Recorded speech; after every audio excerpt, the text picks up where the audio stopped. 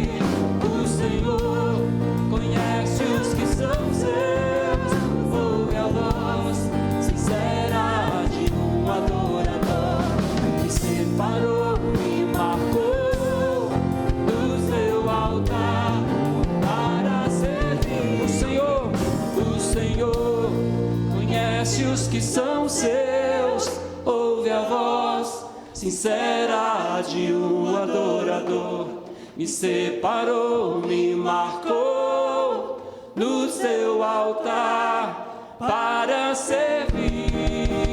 O Senhor conhece os que são seus, ouve a voz sincera de um adorador, me separou, me marcou no seu altar para servir.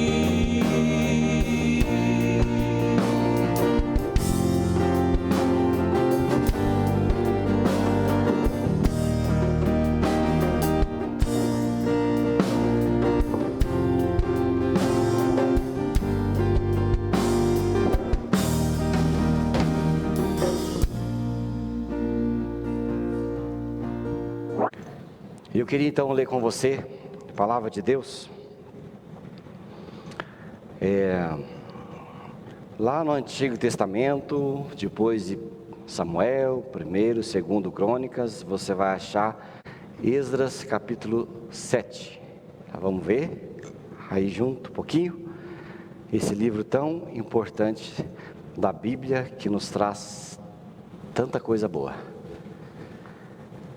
Diz assim Esdras capítulo 7, versículo de 1 a 6.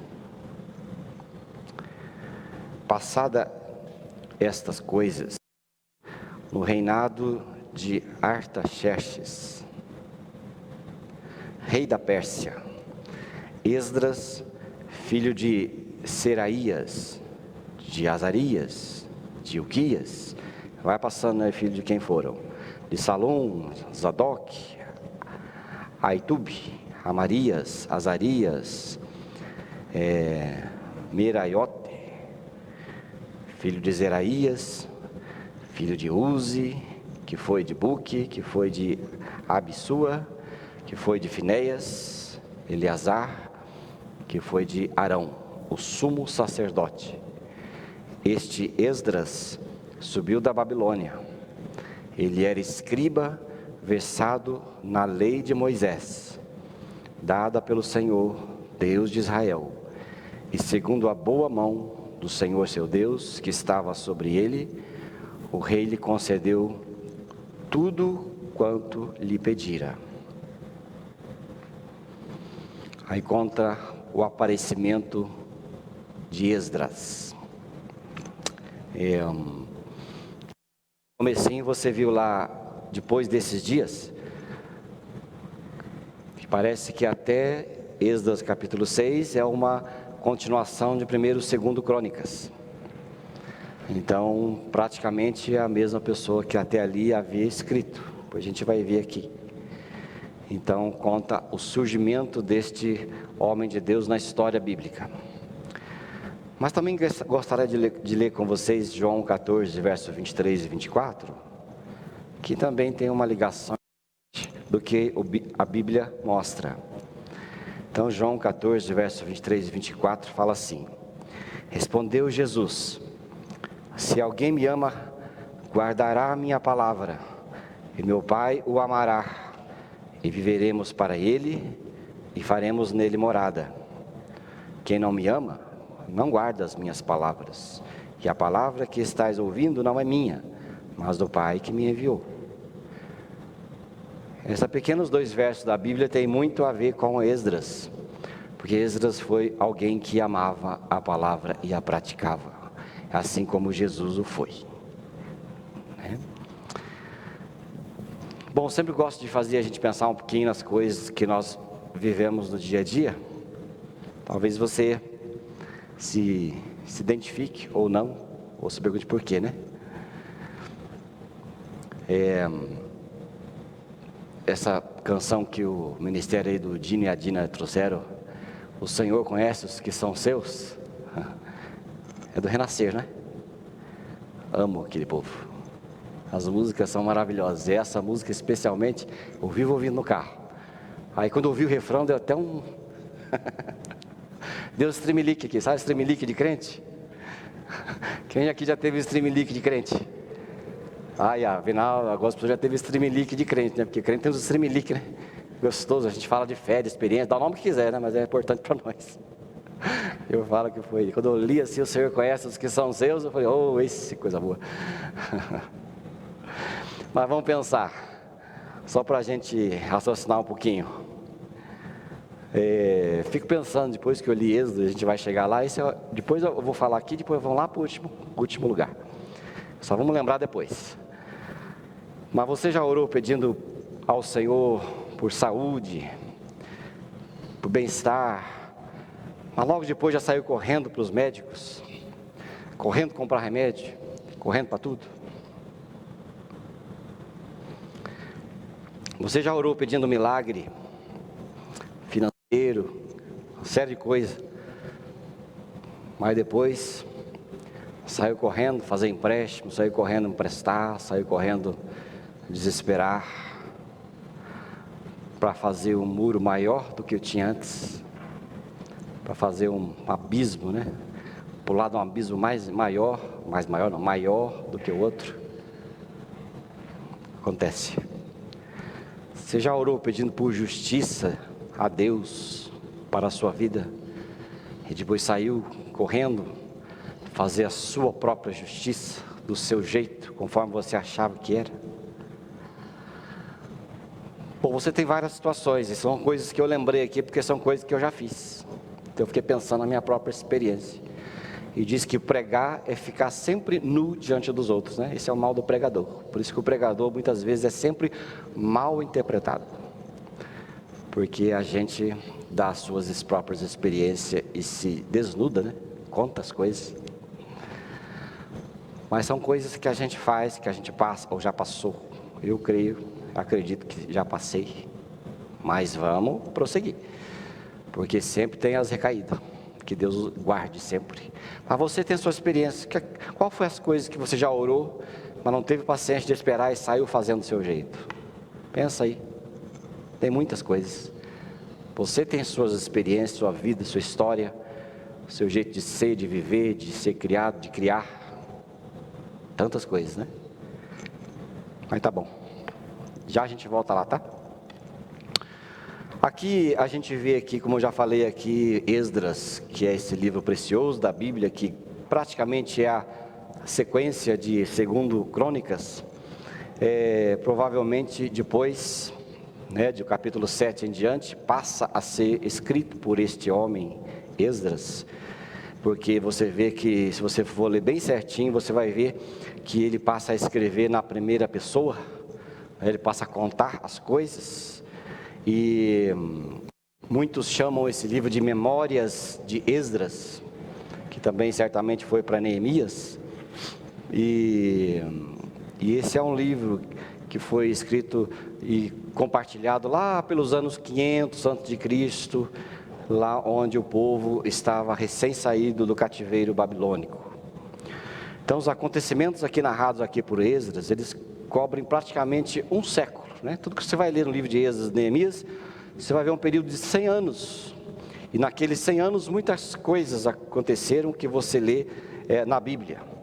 Os judeus aqui haviam saído cativos, né? Sido levados ao exílio na Babilônia, na época pelo rei Nabucodonosor. Alguém nunca ouviu falar nesse nome? É Nabucodonosor? Já ouviram, né? Então, pelo menos ler a Bíblia. Hoje o mais comum por aí de nomes vira Nabuco, né? Eu conheço o Nabuco. Mas ali em 586, mais ou menos, um pouquinho depois de Nabucodonosor, o rei Ciro da Pérsia venceu o rei babilônio na época. Já não era Nabucodonosor, mas era o Nabonido. Outro nome para filho muito interessante, né? Como é que chama o seu filho? Nabonido. É complicado, né? Mas ele venceu Nabonido, e vencendo, assim que venceu, Ciro, lá em 538, estabeleceu a lei na qual os judeus eram, a partir daquele momento, livres para retornar à terra natal deles, lá em Jerusalém. Lembre-se que eles estavam na Babilônia, né? Babilônia, se você olhar no mapa, Babilônia aqui, Jerusalém aqui. É bem essa configuração. Aqui, Mar Morto, Mar Mediterrâneo. Então era essa distância mais ou menos, e eles foram se preparar.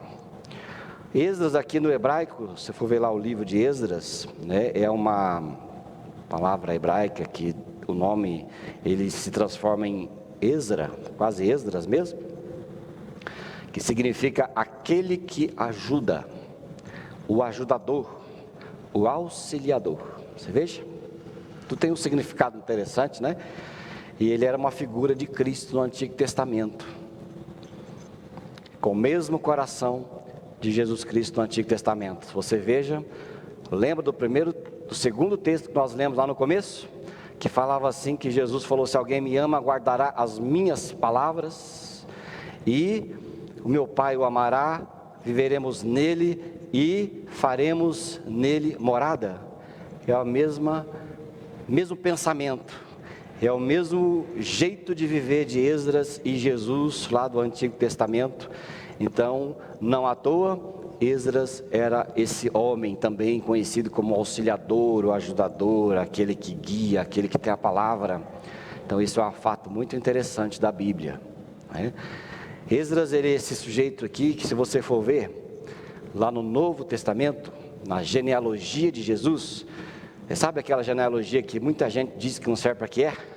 Quem já leu a Bíblia, começou em Mateus, já pulou lá para o capítulo 2. Fala a verdade, irmão. Todo crente já é assim mesmo, né? Começa a ler Mateus e gerou, você não tem paciência de ver a geração e já vai lá para os milagres, né? Mas é uma coisa muito preciosa quando a gente vai ler a Bíblia e para na genealogia. Ela fala muita coisa. Ela fala coisas tremendas. Uma delas, né, lá no verso 17, fala assim, ó: de sorte que todas as gerações, estou lendo Mateus 1,17, de sorte que todas as gerações, desde Abraão até Davi, são 14. Desde Davi até o exílio na Babilônia, 14. E desde o exílio na Babilônia até Cristo, 14. Olha os tempos. 14, 14, 14. Números na Bíblia têm muito significado, mas não vamos ficar aqui agora. Mas você veja aí, quando você vai ler lá a geração, lá em Esdras, de onde ele veio, no capítulo 7 que nós lemos, vai contando os pais e os avós, 14. Aí na genealogia de Mateus, depois deles, até o exílio, 14, e depois até Jesus, 14. São as gerações. São 14 gerações, certo? Então, ali na genealogia de Mateus, fala de Esdras, que vai mostrar com a sua relação mais próxima era Zadok. Zadok, que estava ali na genealogia, que tem menção a Esdras, e toda a genealogia passa por Zadok e vai até Jesus. Então é uma linhagem muito interessante que a Bíblia mostra através desse homem. Então Esdras era o mestre da lei. Olha só, vamos ver junto? Viu? Está aparecendo aqui? Ah, não está, né? Eu não passei os textos antes. O povo aqui ficou mal acostumado, né? Só com ali, não consegue mais ler a Bíblia, folhear a Bíblia, né? Está vendo todo mundo esperando. Mas vamos ler a Bíblia, irmão. Tem um canto que fala assim: meu irmão, não dorme não, senão a Bíblia vai cair da sua mão. Já cantaram? É igual da minha esposa, quando eu vou lá passar o Natal lá no São Paulo, o povo lá, sabe que é tudo crente, né? Eu gosto de lá porque lá a gente canta Noite Feliz, na noite de Natal. Para mim é único, porque eu fui criado mundano, né? Nunca vi Bíblia na minha vida até os 17 anos. Aí eu chego lá, tem uma tradição gostosa, né? Ali de São Paulo também já está se lembrando, né, Mônica? Tem lá, aí chega a noite, a gente canta a Noite Feliz, daí o sogro faz uma voz, a pastora outra voz, a irmã outra voz, e eu fico lá assim, ouvindo as vozes, porque se eu canto, destoa todo mundo. Aí uma vez o sogro falou assim: viu, canta baixinho. Mas mais baixinho do que isso, sogro? Aí, então tá bom. Aí nessas historinhas elas contam, né, que a mãe e o pai carregavam todo mundo para a igreja, né? E lá naquela igreja simplesinha lá, tem lá: meu irmão, não dorme não, senão a Bíblia vai cair da sua mão. Então acorda, irmão. Olha para o lado aí e fala: acorda, irmão. Então tá bom. Se tem Bíblia ou não tem, acompanha. Lá no capítulo 7, verso 6, você vai ver que Esdras era o mestre da lei. Ele era escriba, versado na lei de Moisés, dada pelo Senhor Deus de Israel, e segundo a boa mão do Senhor seu Deus, que estava sobre ele, o rei lhe concedeu tudo o que pedira. Escriba, versado na lei. Ele era atento à palavra, ele não se desviou, ficava firme no propósito. Outra coisa que Esdras era, ele era dedicado ao Senhor. O verso 10, irmão, bem pertinho aí. Dedicado. Veja bem, Esdras tinha disposto o coração para buscar a lei do Senhor e para o cumprir, e para ensinar em Israel os seus estatutos e os seus juízos. Olha só, ele dispôs no coração a ensinar e a guiar o povo. Era a missão da sua vida, era ali, era dedicação ao Senhor para mostrar o que era importante. Então, além de versado, era dedicado, e aqui um homem de fé praticante, que nós vamos ler depois. Então, o que o Espírito Santo nos ensina através do livro de Esdras? Então, aqui a Bíblia mostra aqui para nós algumas coisas importantes que nós podemos aprender e viver, não é? Porque é importante a nossa postura como gente de Deus, neste mundo cada vez mais incrédulo e que zomba todos os dias da sua palavra, e hoje mais do que nunca. Hoje nós vivemos num mundo, num tempo onde a palavra de Deus, a Bíblia, ela é chacota, não só para o mundo, e muitas vezes dentro de muitas igrejas, porque começam a usar a Bíblia como uma revista, como um código humano de conduta. Então, o Espírito Santo nos ensina muito através de Esdras, como ser gente que fala Deus, no mundo tão secular, no mundo tão sem o Senhor, né? Um autor de um livro que eu li, interessante, ele falou assim: olha, ser cristão hoje é você falar a palavra Jesus, onde jamais ele seria mencionado. Sabe aquela empresa que você trabalha, a escola onde você estuda, os amigos que você convive? Então, as ideias, a conversa é de tudo menos de Jesus. Sabe aquele grupo que você vai lá e conversa, entra no grupo e fala de todos os times possíveis de futebol? A palavra Jesus e sua palavra, ela é impronunciada o tempo todo. Mas quando você e eu chegamos diante daquele povo e falamos, Jesus está no nosso meio, a coisa muda, todas de repente, né? E às vezes é tão abrupto que as pessoas ficam até assim meio chocadas. Eu gosto de dizer que às vezes a gente está num determinado lugar e antes de comer fala, vamos orar. Aí de repente fala, vamos orar, fala em Jesus, parece que dá aquele banho de água fria, né? O povo fala assim, é verdade, né? Aí o que eles fazem? Sabe o que eles fazem? Aí aperta o ossinho da fé. Sabe qual que é o ossinho da fé, né? E aqui, é verdade, aperta o ossinho aqui. Aí, geralmente, quando eu estou num grupão assim, meio sem fé, eu já falo de uma vez, gente, aperta o ossinho da fé aí que nós vamos fazer uma oração. Aí o povo começa assim, daí a gente ora de verdade, né? Aí a gente Jesus para o lugar certo. Mas assim é a palavra no meio dos cristãos. É onde você vai dizer, Jesus, Deus, e contar o seu testemunho, onde jamais ele seria dito.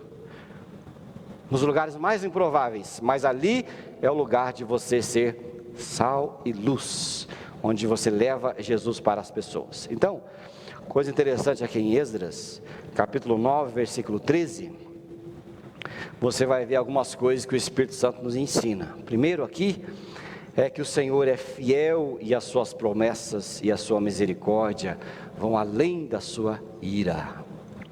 Olha o capítulo 9, versículo 13, o que diz aí. Se você já está aberto o livro de Esdras, nós vamos ficar praticamente aí. Veja aí, Vamos ler junto aí, você que está aí? Depois de tudo que nos tem sucedido por causa das nossas más obras e da nossa grande culpa, e vendo ainda que tu, ó nosso Deus, nos tem castigado, menos do que merecem as nossas iniquidades, e ainda nos deste este restante que escapou. Qual foi a oração de Esdras? Oração de gratidão e reconhecimento do quê? De que a misericórdia de Deus é maior do que sua ira, apesar de tudo. Tudo o quê? Por que o povo foi levado cativo para a Babilônia? Porque o Senhor disse, eu não aguento mais vocês têm que ser disciplinados. E a iniquidade era tão grande que Deus permitiu com que aquele povo fosse levado cativo para a Babilônia.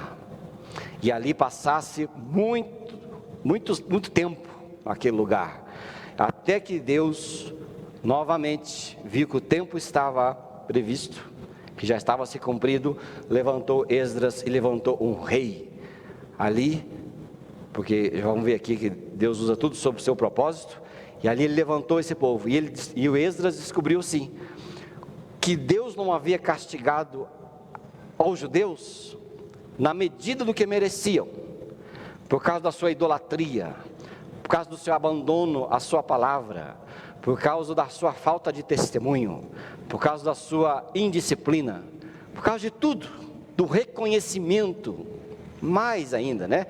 Porque às vezes a gente fica falando, parece que é um Deus que fica atrás da gente para fazer a gente pagar coisas, castigar, coisa parecida.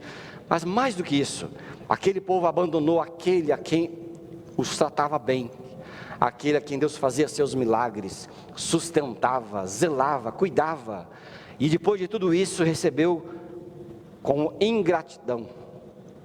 E na sua ingratidão, Esdras falou: o Senhor é misericordioso e a sua misericórdia é maior do que o que merecíamos receber. Então ele mostra aqui a ira de Deus maior, porque a palavra de Deus diz que tanto nós todos que vivemos neste mundo, deixamos o Senhor de lado, deixamos sua palavra de lado, mas o Senhor está sempre nos buscando oportunidade para que nós sejamos salvos e abençoados.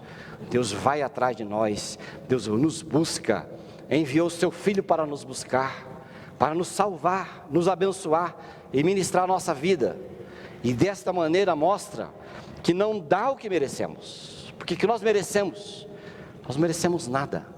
Tudo o que temos, o que somos, foi por causa dos méritos que está no seu Filho, Cristo Jesus. É Ele que nos deu a oportunidade de nos achegarmos ao trono da graça, viver segundo a sua perspectiva, vivemos segundo a sua misericórdia, e nos deu de presente os céus, e não olhando para as nossas iniquidades. Por quê? Porque a iniquidade de todos nós estava sobre Ele. Ele quem, irmãos e irmãs? Jesus. E em Jesus temos vida e vida abundante, não é? Então o Senhor, Ele é fiel às suas promessas, e a sua misericórdia excede a sua ira. Quanta gente não vê a Deus o Pai como alguém que só está em busca de gente que vai ser castigada se não obedecer, gente que está sendo sempre pagando pelo que fez, né? O mundo tem uma perspectiva de um Deus da punição, que não sabe receber nada de bom. Um livro que eu li, muito interessante, A Coragem de Ser Imperfeito. A Brené Brown escreve assim, que tem gente que tem uma relação tão confusa com Deus, com o Pai.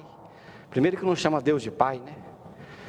E aí ela diz assim: olha, tem gente que nunca vai se achar ou se ver alvo da misericórdia do Pai, mas sempre achar que está devendo alguma coisa, que está sempre debaixo da sua ira, e que Deus nunca será saciado por Ele.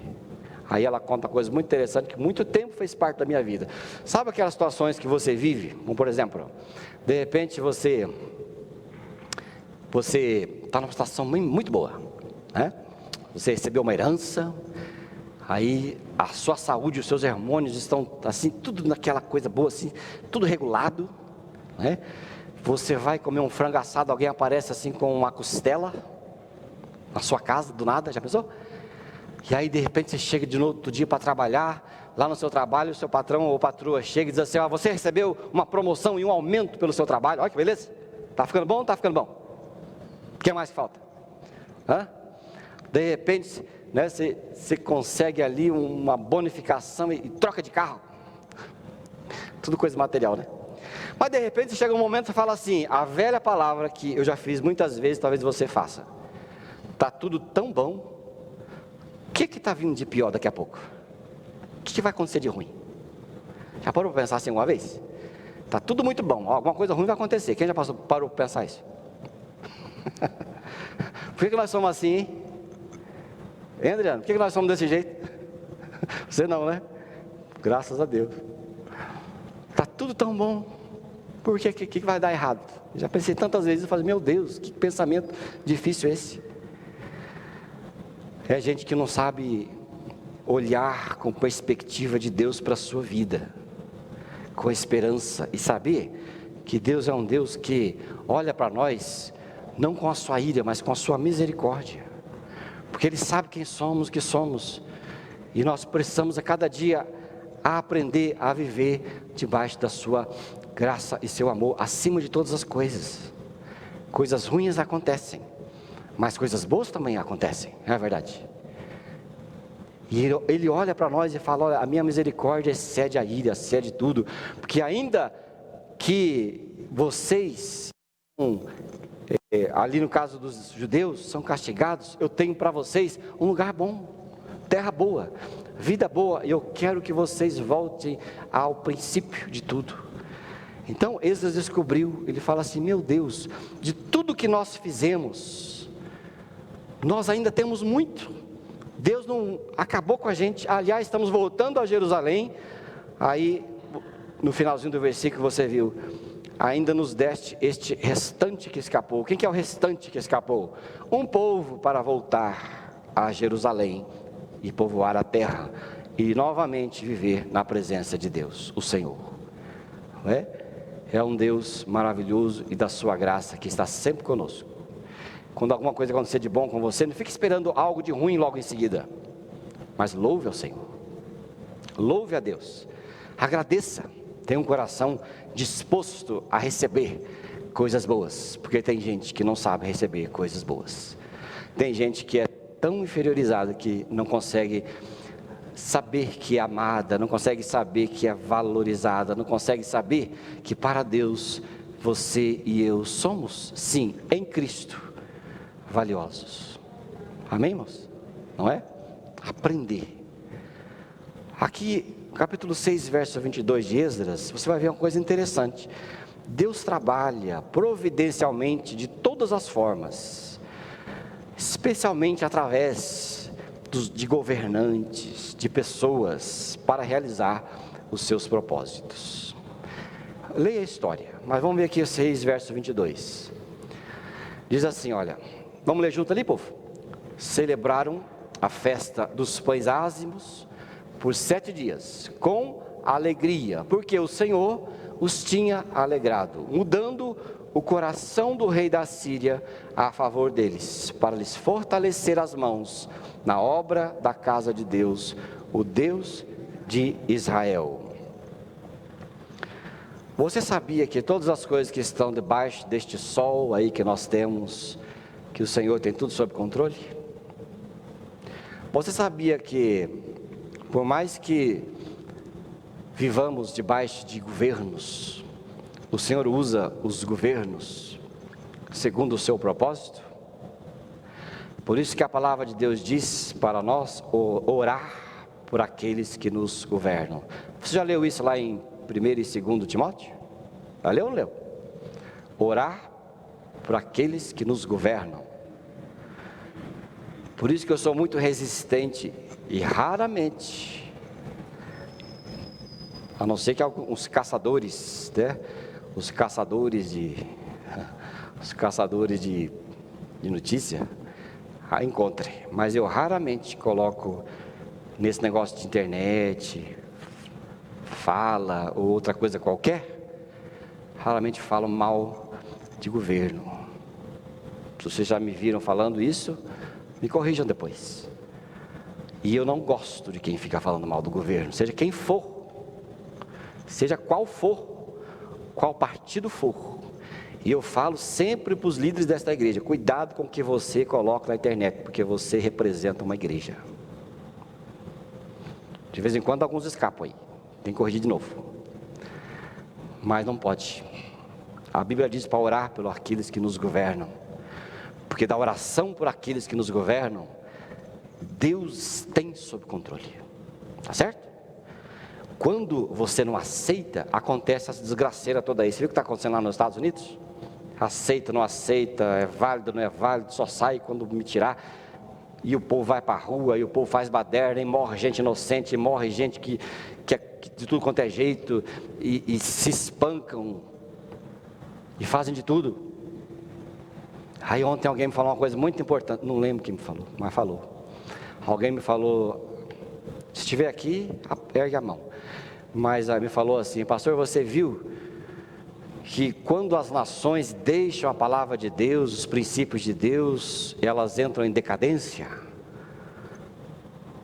Eu não lembro quem me falou ontem. Foi ontem.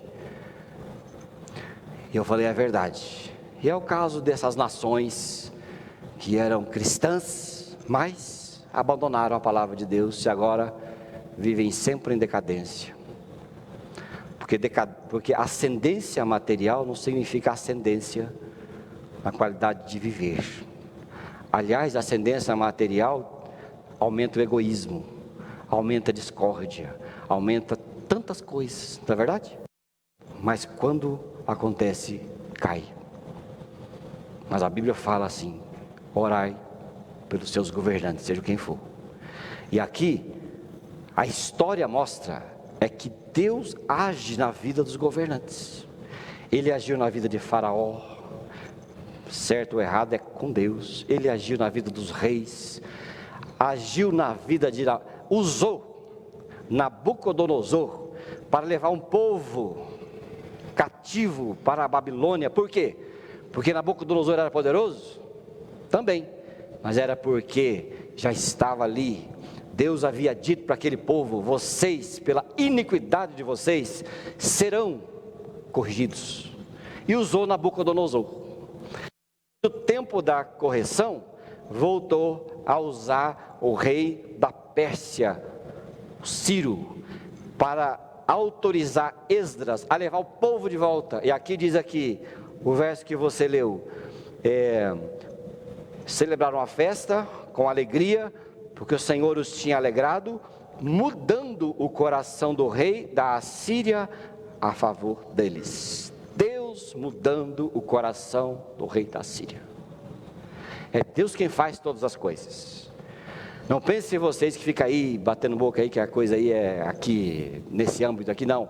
É da vontade de Deus, sempre. É sempre. Para nós é loucura, para o mundo é loucura. O mundo acha que vai se consertar através de leis, decretos, doutrinas. Bobagem. O mundo não é assim que se conserta. É o Senhor que tem sobre todas as coisas seu controle, e Ele usa o seu povo como uma loucura para o mundo, para mostrar que quem governa é Deus. Está tudo sob seu controle. Está tudo sob seu controle. Ele não tem nada descontrolado. Tudo caminha para o fim específico e determinado. Isso é loucura para o mundo, é loucura para quem não crê na Bíblia, é loucura para as pessoas sem Deus. Mas Deus tem tudo sob controle, sabe, povo? Não vou nem perguntar se é amém ou não amém, porque só fala amém aquele que é pelo Espírito Santo, ou não é, não sei. Mas a terceira coisa que Esdras nos ensina a ter uma postura de fé. Vou ler com você, esse aqui me deixou em crise essa semana, esses versos. Eu vou mostrar para você porque deixou em crise. Agora nós vamos voltar lá em cima, nas perguntinhas que eu fiz para vocês. Qual foi a perguntinha que eu fiz para vocês? Isso? Alguém lembra de alguma? Nenhuma?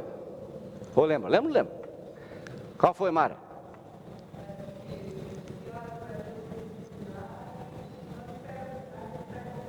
Isso aí, ó. Talvez você tenha lembrado da sua situação também, né? Mas vamos ler, Esdras 8, versos 21 a 23. Olha só, meus irmãos e irmãs, que coisa tão interessante. Esdras disse assim: então, apregoei ali um jejum junto ao rio Ava, para nos humilharmos ante o nosso Deus, para lhe pedirmos jornada feliz para nós, para nossos filhos, para tudo que era nosso. Então ele orou a Deus pedindo segurança para a viagem, contra os assaltos. Aqui está uma linguagem diferente, contra os assaltantes, os assaltos, os malfeitores, aqueles que saqueiam os peregrinos no caminho. E lembre-se, Esdras estava conduzindo um povo para Jerusalém, o caminho era longo, aquela preparação, diz a história, que durou mais ou menos um ano. Então, porque tive vergonha de pedir ao rei exército e cavaleiros para nos defenderem do inimigo no caminho, porquanto já lhe havíamos dito: a boa mão do nosso Deus é sobre todos os que o buscam, para o bem deles, mas a sua força e a sua ira contra todos os que o abandonam. Nós, pois, jejuamos e pedimos isto ao nosso Deus, e Ele nos atendeu. Vocês entenderam? Esdras falou assim: nós oramos, jejuamos, e eu disse ao rei Ciro: o nosso Deus, seu poder, sua boa mão, a sua vida e a sua proteção é sobre nós. E o que ele disse depois? Não pedi ao rei reforço. Por quê? Porque senti vergonha do rei de pedir reforço, cavalos e cavaleiros e exército. Por quê? Ora, eu não disse para ele que Deus ia cuidar de nós? Porque então eu queria e peço os seus cavalos e cavaleiros e exército. Entenderam, irmãos e irmãs? Foi fundo aí? Como foi fundo para mim? Eu pedi a Deus e vou pedir ao rei exército. O rei vai dizer assim: você diz que o Deus de Israel é poderoso, você diz que o Deus de Israel guarda vocês, e que a boa mão é com vocês, e agora você quer os meus exércitos? Quem é que vai guardar vocês? O Deus ou os exércitos? Aí Esdras falou: estou com vergonha de pedir. Estou com vergonha. Estou com vergonha, não vou pedir não. Vai só nós e nós mesmo. Mas os assaltantes, vamos orar a Deus, porque agora é Deus mesmo, que eu não vou pedir. Por que você não vai pedir? Porque eu estou com vergonha. Vergonha do quê? De a minha fé não bater com a minha atitude. Que a minha fé não bata, né, com aquilo que eu falo. Porque hoje em dia é muito isso. É muito isso. Aliás, a maioria é isso. Dos crentaiados das igrejas. Cantar, falar, ouvir, escrever, anotar, estudar, ler apostila, buscar pregador XYZ, igreja XYZ, mas na hora que pega, quem é que vai me socorrer? É o governo. Quem é que vai me socorrer? Meus amigos. Quem é que vai me socorrer? Minha família. Quem é que vai me socorrer? O karatê. Agora estou na fase do karatê, porque eu estou assistindo lá na Netflix o Cobra Kai. Quem está assistindo esse troço aí? Tem alguém? Só o André ali? André, o Xará e o Douglas? Davi. Quase acertei, Davi. Com essa máscara aí, Douglas para Davi é fácil. Agora eu estou na época do Cobra Kai, porque era um filminho lá da minha época, de quando eu era 35 anos atrás. Aí estou assistindo só porque eu lembro daquele filminho lá, e é um filminho aqui, né, dos povos do karatê. E aí eu e a esposa estávamos assistindo, eu fiquei lembrando das coisas lá de trás, do filminho lá de 35 anos atrás, porque a gente gosta de filme antigo, né? Velho é velho sempre, né, irmão? 50 anos não tem que salve mais, é só daqui, só gosta das coisas mais antigas, né? Não funciona. E aí, quem é que vai me socorrer? É o karatê? O que é? Ou é o Deus em quem confio? Ou é o Deus que eu falo que cuida de mim? Quem que vai me socorrer? Aqui, um comboio teria sido muito proveitoso por muitas razões para aqueles peregrinos, mas uma vergonha santa não permitiu aí que Esdras fosse em busca do auxílio do rei. Ele temia que o rei pagão pensasse que a sua profissão de fé em Deus fosse mera hipocrisia, ou imaginasse que o Deus de Israel não fosse capaz de guardar o seu povo. Portanto, a caravana saiu sem proteção visível, mas guardada por aquele que é a espada e o escudo do seu povo. Deus é o meu escudo e fortaleza. Ele é quem cuida, Ele é quem zela, e é Ele que vai cuidar. Era isso que estava na mente de Esdras. Eu gosto muito do comentário do Spurgeon, que falava assim: ele não queria que o rei achasse que Esdras era um profissional religioso. onde o discurso não batia, e ele não foi.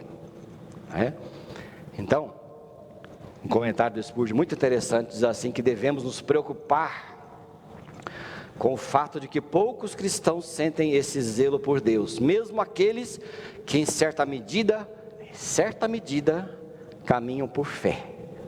Ocasionalmente arruinam o brilho da sua vida ao almejar a ajuda das pessoas e do sistema deste mundo. Muita ajuda ofusca o brilho, enfraquece a fé, porque a confiança não está em Deus, mas está nas possibilidades à nossa volta. Nós temos muitas possibilidades à nossa volta a recorrer. É muito abençoador não termos acessórios ou garantias externas, mas de postura e crer na providência só do Senhor. Spurgeon fala assim: deveríamos correr tão apressadamente a amigos e relacionamentos pedindo ajuda, se nos lembrássemos de que o Senhor é glorificado por nossa confiança firme somente em suas providências. Alguém pode dizer: mas não devo fazer uso de nenhum recurso? Aí ele diz: sim, mas o nosso erro raramente está em negligenciar recursos. Muito mais frequentemente erramos por acreditar mais nos recursos do que em Deus. Poucos são os que negligenciam exageradamente o braço da criatura, mas muitos são os que pecam grandemente ao conceder-lhe grande importância. Devemos aprender a glorificar o Senhor, deixando recursos inutilizados, se, ao utilizá-los, desonrar o nome de Deus. O que eu vou fazer? Recurso que eu vou pegar? A quem eu vou chamar? Isso vai desonrar o meu Deus? Então eu vou deixar de lado, eu vou ousar a crer no Deus da minha salvação. Nós vamos ser gente mais de fé, sabe, irmãos? Não estou falando só de vocês, não estou falando de mim também. Mais de fé, olhar mais para os recursos do Senhor, orar pedindo mais coisas, orar pelas nossas necessidades, orar pelas pessoas. Se alguém estiver doente perto da gente, é orar na hora. Falar: Deus pode te curar, e pôr a mão em cima daquela pessoa e orar por ela. Pode ser que ela seja curada e você vai dizer: ô louco, ao invés de dizer ô glória, né? Porque às vezes não crê, né? E às vezes a pessoa, tem uma irmã que veio falar assim: pastor do céu, eu orei para a pessoa, não é que ela sarou? Eu falei: pois é, né? Para aquela gente que não tem fé, fala assim mesmo, não é que ela não sarou, né? Porque às vezes nem ora.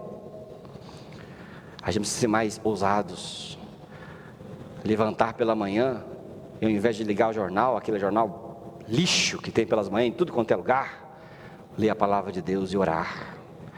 A gente precisa pegar as nossas necessidades, os boletos a vencer, as necessidades que nós temos e entregar diante do Senhor. A gente precisa pegar o nosso salário daqui a pouco, ao invés de ficar reclamando, orar para que Deus nos abençoe com sabedoria, com graça, para que Ele possa ser aumentado. A gente precisa crer mais na providência de Deus e não ficar agoniado por aí, desesperado. A gente precisa ser mais pessoas que desfrutam da vida presente e não ficam desconfiando de que Deus vai cuidar de você lá no futuro. Então você não vive no presente e não vai ter nem futuro. Largar de ser miseráveis, largar de ficar ansiosos e preocupados por todas as coisas e ousar que Deus cuida de nós. Por que existe um monte de gente ansioso, nervoso, angustiado, porque está assim pensando nas coisas que não tem, nas coisas que perdeu, nas coisas que não existem? Mas o Senhor deseja que nós o honremos com fé, porque Ele olha para mim e para você, e um dia vai mostrar, assim como mostrou na oração de Davi: fui moço, hoje sou velho, e nunca vi um justo mendigar o seu pão. Amém, moço? Sabia disso? Nós precisamos ser homens e mulheres de fé, não homens e mulheres aí desses mequetrefes, crente mequetrefe. Nós precisamos entregar a justiça a Deus.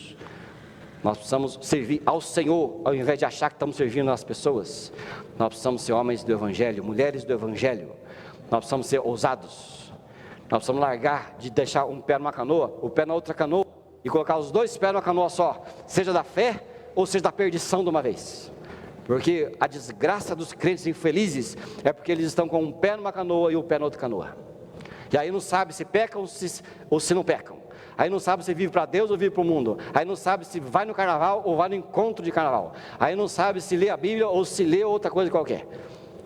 Aí fique feliz, porque faz uma coisa, se sente culpado, você já faz outra coisa, se sente culpado e nada satisfaz. Mas nós precisamos sempre olhar para homens e pessoas como Esdras, que era alguém que não só cria, pregava, mas vivia. Isso não é exclusividade de pregador, isso é coisa de crente. Crente tem que vir à igreja, observar a palavra do Senhor, viver pela palavra do Senhor e encontrar descanso, porque senão sua religião é falsa, e a minha também, porque senão Cristo não existe. Então, irmãos e irmãs, que a gente, Deus nos ajude a ser crentes que deixam de ser teóricos e vão para a prática. Esse tipo de crente será pulverizado daqui para frente. Este mundo daqui para frente, crente mequetrefe, vai tudo ser varrido, porque Deus está chacoalhando a árvore, e o que é podre está caindo tudo. Deus está passando, Ele, não nós, está passando a foice, e só vai sobrar, é como Esdras orou, só vai sobrar esse restante, o restante que escapou, o restante que irá a Jerusalém, e vai viver ali, né? Que o Senhor nos abençoe, e que cada dia desta semana, desse tempo, a gente possa orar mais, né? Orar mais, orar que Deus cuida, que Deus zela, que Deus vai sustentar, que Deus vai restituir, Deus vai dar e vai abençoar. Todas as vezes que você passar por alguma necessidade, lembre-se, não desonre a Deus, busque a sua presença. Se as circunstâncias não mudarem, vai mudar o seu coração, sua vida irá mudar, amém?